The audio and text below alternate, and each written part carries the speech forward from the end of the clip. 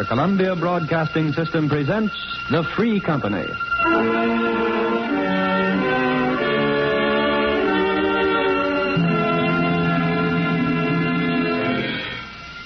For what avail the plow or sail, or land or life, if freedom fail?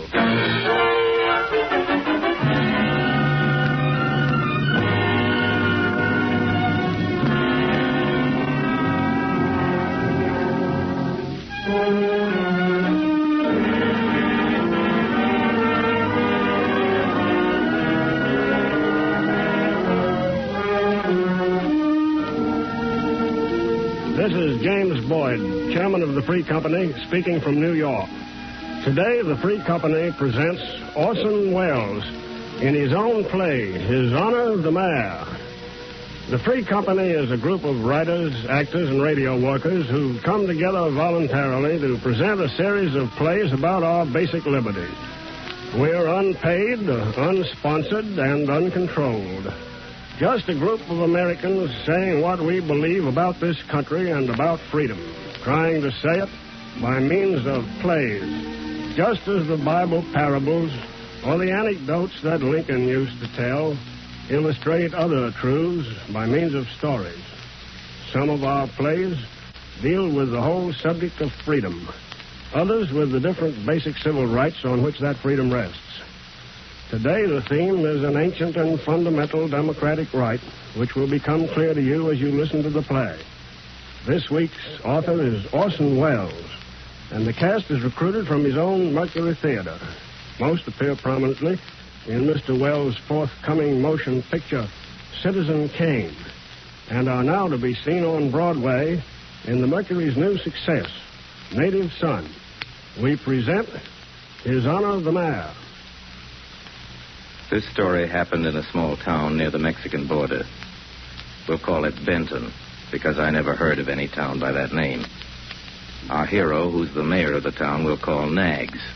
Bill Nags, because I don't know anybody called Bill Nags. Right here, I want to say that this broadcast isn't intended to be uplifting or inspirational. It hasn't any moral at the end of it or any message.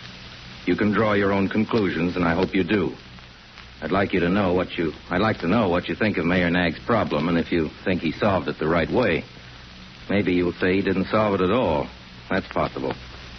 Believe me, I'm not campaigning for Nags' re-election. He's a friend of mine, but I don't want to get mixed up in municipal politics, particularly in a town that's almost 2,000 miles away from my own. I'm just going to tell you what happened. Bill,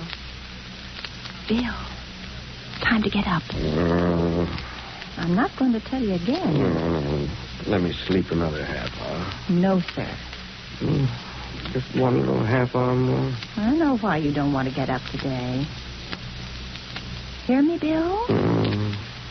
It's always the same. When you're in trouble and don't want to face it, you try to stay in bed. If I had troubles, I'd stay awake. When I finally do drop off, I'd like to take advantage of it. I don't know why you always assume that my motives are mean and petty and niggling. What does niggling mean? Picayune. What does that mean? Niggling. Niggling, picayune. Picayune, niggling. Don't sound like English. Are you awake now?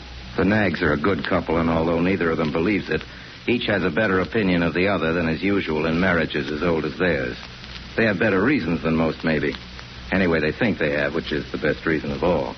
Mrs. Nags looks a little older than she ought to because her life hasn't been easy. But she wears the smartest clothes she can afford, which isn't true of most of the other ladies in town, and doesn't especially enhance her popularity. Her husband, the mayor, looks younger than his years and his job, not because he doesn't work as hard as anybody in the state. His features just never grew up with the rest of him, and he stands very straight. Morning, I want flapjacks. Hey, Mary? Yes, Bill? I don't care how fat I get. Today I want flapjacks and maple syrup. Today you shall have them. Thanks. Take my word for it, when responsibilities get to be almost unendurable, a man on a diet takes to his sugars and starches as an addict retreats to his opium pipe or a drunkard to his bottle. On this particular day, Mayor Nags ate 3 helpings of Mrs. Nags' flapjacks, 2 nut bars before a lunch, which included potatoes, among other forbidden fruits like bread and butter and custard pie. I won't reveal the full catalog of what His Honor consumed during the course of that day, but by the time he got to bed, claiming to Mrs. Knaggs that he'd lost 10 years of his life, she says he'd gained at least 5 pounds.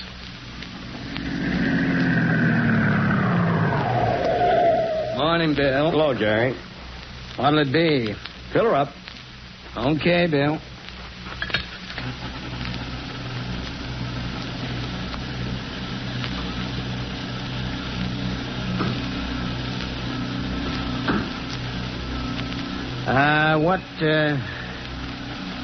What are you aiming to do about the meeting tonight, Bill? The White Crusaders rally. Don't know yet. Hadn't you ought to make up your mind, Bill? Reckon so. What you think about it, Jerry? Well, there's conditions in this town's got to be changed. You know that, Bill. Reckon so. Which condition? These here Reds. You mean communists? Yeah. We only got one communist in town, Jerry. Joe Enochen. He can't hurt anybody. He's 87 years old. Besides, there's nothing illegal about being a communist. That's what you say, Bill. That's what I say. There's no law in this country against having opinions. What about them labor organizers that come into town? They're Reds, ain't they? I don't think so. They're just trying to get their hands over at the factory to form a union. Yeah. Unions. Well, if the hands get paid more for their work, they're going to spend more. Maybe buy some new tires for their cars from you. Maybe buy some new cars. Would you object to that? Unions is what's wrecking this country. Check my oil. Holding up the fence. Heap of money in them big defense orders. Don't you guess part of it belongs to labor? Your oil's all right.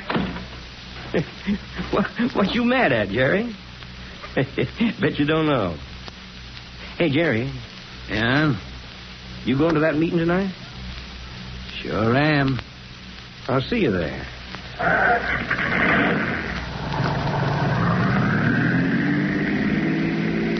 On his way to work, Mayor Knaggs always looks in at the Carters after he's been to Jerry's garage. It's right next to the city hall. Carter's Drugs and Stationery. Morning, Mrs. Carter. Morning, Mr. Knaggs. Here's your papers. Can't see how you ever get around to reading all them papers, Mr. Knaggs. I get them from my conscience. Your conscience? Just take them all up and put them on my desk so as I can look at the words on the mastheads during the course of the day. All them big words like Dallas and Houston and Denver and Chicago, Seattle and New York. Makes me think I keep up with the world. Of course I don't. Mr. Knaggs. What you going to do about that Crusaders rally? Mrs. Carter, what should I do? You oughtn't to let them hold it. It's going to make trouble. Them white Crusaders hanged a Mexican in effigy last week. Yeah, with a sign on him that said I tried to vote. No telling what they'll do after this meeting. They may get after some real live Mexicans. You can't tell, Mr. Knaggs. You know what the boys is like when they get excited. Yes, I know. Of course, everybody agrees we mustn't let them Mexicans get the vote, but still... Why not?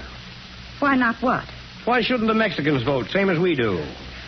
Oh, Mr. Knaggs, you know just as well as I do. I'd like to hear your reasons. Well, there's so many of them. Why, if we let the Mexicans vote, they'd run the whole town. Mrs. Carter, didn't folks ever tell you about all that federal money that I throw away on the Mexicans for their schools and whatnot? Naturally, I want the poll tax abolished so they'll vote for me. Oh, Mr. Knaggs, you're joking. Haven't you heard that if the Mexicans could afford to vote, they'd make me a dictator? You'd be a wonderful president. I'd like to see you in the White House, Mr. Knaggs. I really would. But not if we got to get rid of the poll tax to do it. Of course, I'm biased, Mrs. Carter. But haven't you ever heard this is a government of the people, by the people, and for the people? Sure thing, Mr. Knaggs. American people. Why, them Mexicans don't even speak English. But we don't give them much reason to learn it. Got to go to work. What's that for, Mr. Knaggs? Give me a candy bar. Nuts in it. Pearl Hylas is passionately in love with Mayor Knaggs. She is his secretary. Good morning, Your Honor. Morning, Colonel Egenhorn. Mr. Mayor. Well? Just for a moment, may I have your private ear? Come on into the office. Your Honor. Yeah? Lou Rudnick over at the Sentinel's been trying to get you. He says it can't wait. Put him on. Yes, Your Honor. It's about the White Crusaders. He wants to know if you're going to let that meeting go on tonight. He wants a statement for the paper. Get him on the phone. Yes, Your Honor. And don't call me Your Honor. I'll get right to the point. Well, thanks. The White Crusaders, Mr. Mayor, you may not realize it, but I have considerable interest in that organization. I know all about you, Colonel Eggenhorn. Do you, indeed? Yes, I do indeed. What do you know about me, Nag? Well, I don't know how old you are or where you were born. You made $1 million on patent medicines before you moved into the county and built that big ranch. I know that. And from there on, I really know about you. You're supposed to be retired, and you keep pretty busy, Colonel. You bought up the old Dayton print shop, for instance. You turned out a lot of stuff from there. I bet you write most of it. I write it all, Mr. Mayor. Do you mind? Yes, I mind. I don't like that literature of yours going out all over the country with my town's postmark on it. Your town? I'm a citizen. Benton's my town. I work hard for it. I don't like it to be a return address for all that anti-Semitic garbage. That's a loose term, Mr. Mayor. What's a loose term? Garbage? Yeah, I agree with you. No, anti-Semitic.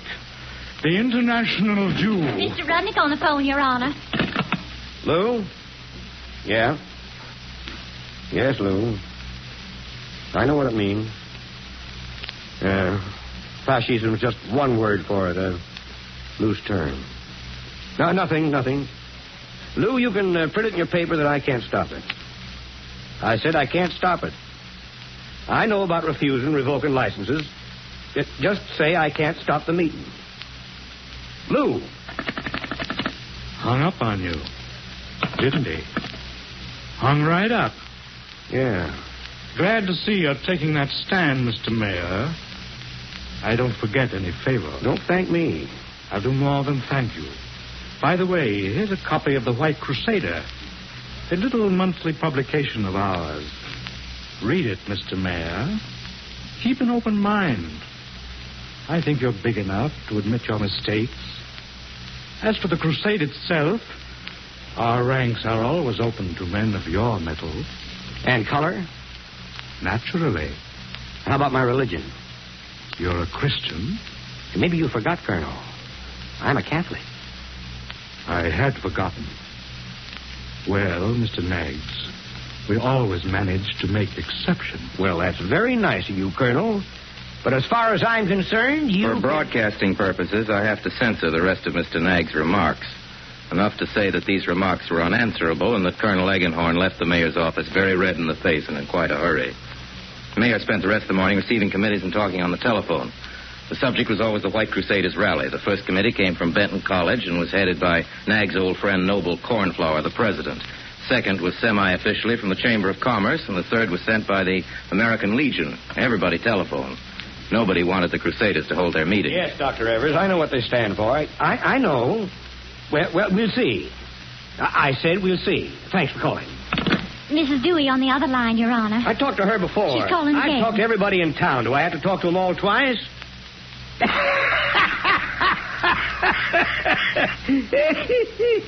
What's funny, Your Honor? I was thinking that can't be a very big meeting tonight. Everybody's objected to it.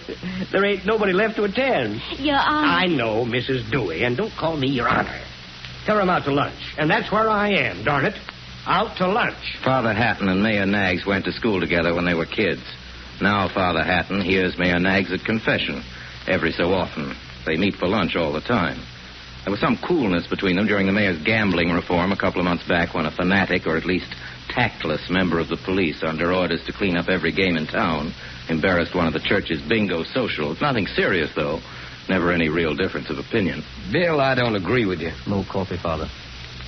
Thanks. I wish you did. It isn't just that these White Crusaders oppose the church. They're lined up against everything anybody could possibly mean by Christianity. I know. Worse than that, they've recruited every convenient branch of intolerance. They're anti-labor, anti-Semitic. Anti-everything but themselves. Yeah, there's a dozen more little clubs here and there like the White Crusaders. All those nuts are the same. Those nuts. Bill, that's what they said in Germany about the Nazis a while ago when Adolf Hitler was still on the soapbox. Those nuts. Nobody thought those nuts could do any harm. Germany was a young democracy. Don't forget it. Her republic was only a few years old and lacked experience. We're the oldest democracy on the planet. We know our way around. Gosh, I got too much faith in America to think Colonel Eggenhorn or any reasonable facsimile could march in and start giving us orders. Look at the way our folks are rising up against this White Crusade business right here in town. Listen, Bill. Folks just won't stand for it. They won't if they can help it. People are decent and good at heart. They won't listen to lies unless you make them. I'm not making them. Excuse me for shouting. Losing respect for thought, Father. Forget my clothes. Well, darn it all, I'm not making anybody listen to lies. I'm just upholding the Bill of Rights. Why do you think they're having this meeting? What? You heard me. Yes, I heard you. Let me tell you what you know. Benton has a factory that makes auto parts and ships them up north. Who owns the factory? Nobody in Benton. Who works in it? Everybody in Benton that'll take the wages. That's the whole point. Now, I don't care about unions, Bill. They're not my concern. But last week, a couple of organizers were beaten up in my parish. One of them takes communion in my church. I don't want that to happen again. And it's going to happen just as long as the White Crusaders get their way. I warned you I was going to tell you what you know. Well, here's something maybe you don't know. I've heard that some of my parishioners and a whole lot of our citizens are planning to visit that little meeting tonight. What? That is, if you allow it to be held. What? Don't keep saying what. You hear me perfectly well. How do you know? Sometimes a priest knows more about the world than you might think. Yeah, sometimes he knows more about a town than the mayor himself. Well? Well? I don't want you to have to call out deputies, Bill, or ask the governor for help. What I'd really hate would be for you to have to stop the right people from doing the wrong thing. Do you understand me? I understand you. Waiter? Yes, Mr. Mayor. Get me another piece of pie. Mayor Naggs is just about as stubborn as they come. You may have guessed that Father Hatton didn't convince him, but he worried him sorely because Mayor Naggs could see that everything the priest told him was true. Sure it's true. So's the Bill of Rights. What's that, Your Honor? The Bill of Rights. I didn't understand you. You know what the Bill of Rights is, Pearl. Answer the telephone. No, I don't, Your Honor. Go to the public library and look it up. All righty. Shall I make a transcript and bring it back to you? Memorize it. Learn it by heart. Then go to the corner of Main Street and Central and recite it. That's a scream. Go on. Go out and find me 10 citizens like you that never heard of the Bill of Rights. Bring them back here, and I'll recite it. You mean I get the afternoon off? If you get out of here quick enough. Gee, thanks. You better answer the telephone. Hello, and don't call me your aunt. No, not you, Mrs. Dewey. Just a second, please. Hello? Just a minute. Just a minute. 3 more calls came in from Mrs. Dewey before the afternoon was over. But now most of the calls weren't complaints. Most of them were threats. Some political, some social, a lot of them the kind of threats Father Hatton was afraid of. These were all anonymous. By supper time, Bill Naggs had listened to enough of them to know that things were serious. For the sake of the record, I must tell you that Pearl went to the public library after treating herself to a malted at Carter's and looked up the Bill of Rights. She didn't learn it, of course, but she read it all through, including the place where it says, Congress shall make no law respecting an establishment of religion, or prohibiting the free exercise thereof, or abridging the freedom of speech or of the press, or the right of the people peaceably to assemble and to petition the government for a redress of grievance.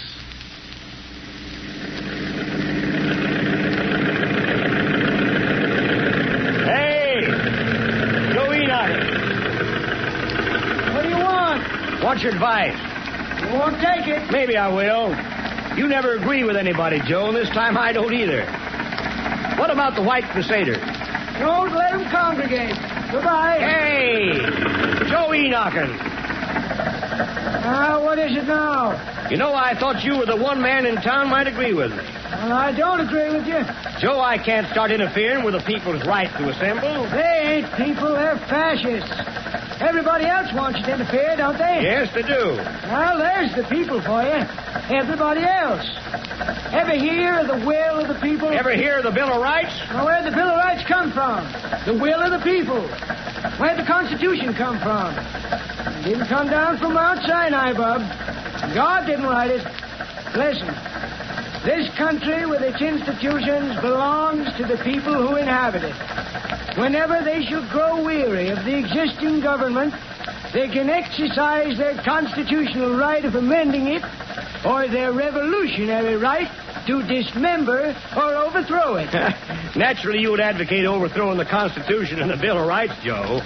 You're the town communist. Now, I didn't say that. Abe Lincoln said it. And I don't advocate overthrowing it any more than he did. I just believe in the will of the people. So did he. So should you. Don't set yourself up against the will of the people, Nags. You're their servant. They pay you to serve. Besides, I ain't a communist. I'm an anarchist. Sit right down, Bill. Don't wash up unless you want to. There's cream chicken and baked potatoes and hot bread. Mary, have you seen today's sentence? And chocolate cake for dessert. Says I'm going to lose my job. And I sent out for some ice cream. If I don't stop that meeting, I guess I will. What do you want me to say, Bill? If I don't keep my job, I'll never grow up to be Abraham Lincoln like you want me to be. What do you want me to say? I want you to tell me what to do. You never asked me that before. Well? You'll never grow up to be Abraham Lincoln like I want you to be if you do something just to keep your job. I'm never going to be Abraham Lincoln, honey. But I promise you it won't be because of that. The White Crusaders' rally was scheduled for 9 o'clock at Nicky's dance hall. Mary and Bill Knaggs arrived at 8:30. Mr. Knaggs, sheriff's been trying to get you. You didn't answer your phone. I know I didn't. What's he want, Sam? He wants to swear in some deputies. Tell him to sit tight. Where are you going? To the meeting. In there? My own meeting. Right now, I'm going to greet my friends. Oh, the Crusaders? No, the ones that ain't. Ones that aren't, I should say. Sam, you stay with the car here and watch out for Mrs. Knaggs. As I told you, this story hasn't any moral or any message of mine tied to it. It's about morals and messages, though, and I was serious when I said I hoped you draw your own conclusions. I don't insist that Mayor Knaggs did the right thing. I do believe the subject is worth conversation, and I'd like to hear your opinion of how he solved his problem. Also, I admitted earlier that he mightn't have solved it at all. By 9 o'clock, the White Crusaders had gathered. A lot of the members may have been too scared to come because there wasn't much of a crowd inside the hall. The crowd was outside. Get away from that door, Knaggs. If you don't break up that meeting, Knaggs, we will. Let us let them turn it. Half the town was there at least. Central Street, which runs past the dance hall, was jammed so you couldn't move. Go on, Knaggs, get away. Why? We're going in. You belong to the White Crusaders, Charlie? There's nothing to see in there. Just a couple of dozen anonymous citizens in fancy dress. There's nothing to hear. You know what they're talking about? We know. So do I. They're talking about scaring the Mexicans to keep them from voting for me. Talking about keeping unions out of the factories so the town don't get any more of that money from up north. Well, maybe that's all right. But here's something that ain't. They're talking about hating the Jews. We only got one Jewish family in the county. The Mankowitzes. Anybody hate the Mankowitzes? Anybody want to join the White Crusaders? No. We got a better club out here. Not so exclusive, but more fun. We're the Loyal Order of Fellow Men. We're supposed to love each other, you remember? The rules out here are easier to follow, and we didn't make them. Oh, shut up, Bill. We're going. What's that? You back there. Can't see you. What's your name? You got the floor. No further remarks? All right. The chair will resume. Why don't you break up that meeting? Because I'm holding one of my own. Friends, you all know perfectly well I'm demagoguing you. Sure. I'm demagoguing you, same as Colonel Agenhorn in there is demagoguing the Crusaders.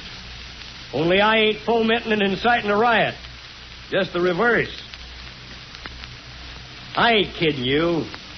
You know I'm just filibustering until that gang breaks up. I don't like what's going on in there any more than you do. Believe me, I like it less than most of you. You say this is a free country and you got a right to stop a meeting if you want to. I say it's a free country and anybody can hold a meeting. You say, who's the mayor to stand up against the whole town? Or I say, who's the town to stand up against the mayor it elected? As long as I'm in office, the laws are going to be obeyed. That's what I'm paid for. If you don't like me, elect somebody else. If you don't like the laws, change them. But don't start forbidding anybody the right to assemble. Democracy's a rare, precious thing. And once you start that, you finish democracy. Democracy guarantees freedom of assembly unconditionally to the worst lice that want it. If they don't get it, they'll go underground so as we can't see them. Let them thumb their noses at the stars and stripes. Just as long as they don't touch it. Let them jeer at everything we're willing to die for. That's anybody's right, the right to jeer. The right to be what's called nowadays un-American. Like this White Crusaders rally, that's un-American, all right. But listen, if we break up that meeting, we're un-American. For keeps. A lot of you work in the factory and you want a union. How would you like it if I didn't let you hold a strike meeting? All of you have read the history books. You know what the right to assemble and worship God meant to most of those folks that first came here, the ones that couldn't pray the way they wanted to in the old country. Are you convinced? Maybe so, maybe no. Anyway, you're not going to break the law, are you? All right. Neither's the White Crusaders. Let them raise a hand against a living soul, and by glory, I promise you, the law's got them. Hello, Colonel Agenhorn. Well, folks, the rally's over. You and your dirty shirts going home, Colonel? I demand a police escort. I don't guess you'll need it, Colonel. Well, I think I do. Well, I'm going to take a chance on it. Good night, Colonel. Folks, the Colonel and his boys are asking for trouble. Let's not give it to them. The crowd gave way and let the Crusaders go home. They went meekly. There wasn't an illegal move. Thanks, everybody. And if you don't like what I've done, please wait till Election Day. Meeting's adjourned. Then the crowd broke up. Mayor Naggs went back to where his wife was waiting for him in the car. They drove home together.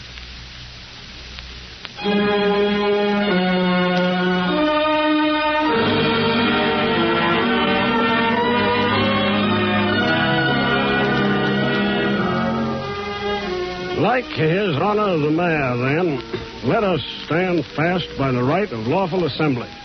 Let us say with that great fighter for freedom, Voltaire, I disapprove of what you say, but I will defend to the death your right to say it. Thus, one of our ancient, hard-won liberties will be made secure, and we, differing though we may at times among ourselves, will stand together on a principle to make sure that government of the people, by the people, for the people, shall not perish from the earth. This is Orson Welles. I just want to tell you who was in today's cast. Of course, they're Mercury people. Mayor Naggs was played wonderfully, I think, by Ray Collins. Mrs. Naggs was Agnes Moorehead. Paul Stewart played Father Hatton. Erskine Sanford was Colonel Agenhorn, and Everett Sloan was Jerry, and also Joe Enochen. All these ladies and gentlemen of the Mercury are featured in Citizen Kane and Native Son. The rest of the cast are equally distinguished and also ladies and gentlemen of the Mercury, and they remain, as does your producer, as always, obediently yours.